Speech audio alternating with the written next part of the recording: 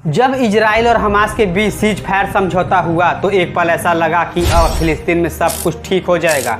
Hamas ने Israel बंधकों को छोड़ क्या दिया। इजराइल में खुशियों का माहौल बन गया। लेकिन जब शुक्रवार को सीज फायर समझौता हुआ उसके 2 दिन बाद ही हमास ने इजराइल सैनिकों पर हमला कर दिया। यह समाचार इजराइल के तेल अवीव से लिया गया है। गजा पर इजराइल का हवाई हमला, आईडीएफ पर दागी गई एंटी टैंक मिसाइल। इजराइल ने कहा जवाब देना भी जरूरी था। वहीं इजराइल ने दक्षिणी गाजा के रफा में हमास के आतंकियों द्वारा किए गए हमले के बाद हवाई हमला हुआ। वहीं आईडीएफ और इजराइल के प्रधानमंत्री बेंजामिन नेतन्याहू ने कहा यह सीज फायर समझौता का बिल्कुल उल्लंघन हमास ने किया है और उसने इसका जवाब दिया। पिछले दिनों गजा को लेकर हमास और इजराइल में ये जो सीज फायर लागू हुआ था, लेकिन अब सबको लग रहा था कि अब सब कुछ ठीक हो जाएगा। लेकिन लोगों को क्या पता था कि मिडिल ईस्ट अब भी पूरी तरीके से दहल सकता है। लेकिन नहीं, इजराइल कई बार ऐसा कर चुका है। इजराइल ने कई बार समझौता का उल्लंघन करते हुए कहा है। ऐसा भी देखा जाए तो हमास ने ही अब की पारी हमास ने ही पूरी तरीके से इस समझौता का उल्लंघन किया। आपको बता दें कि हमास और इजराइल के बीच शुक्रवार को सीज फायर समझौता हुआ है, जिसे अमेरिकी राष्ट्रपति डोनाल्ड ट्रंप ने ऐतिहासिक पल बताया। वहीं रविवार को इजरायली सैनिकों की तरफ से जारी बयान में कहा गया कि आतंकवादियों ने दक्षिणी गजा में आतंकी ठिकाने को ध्वस्त कर दिया। इजराइल ने उस क्षेत्र पर हमले किए जहां पर हमास ने सुरंग बनाया था।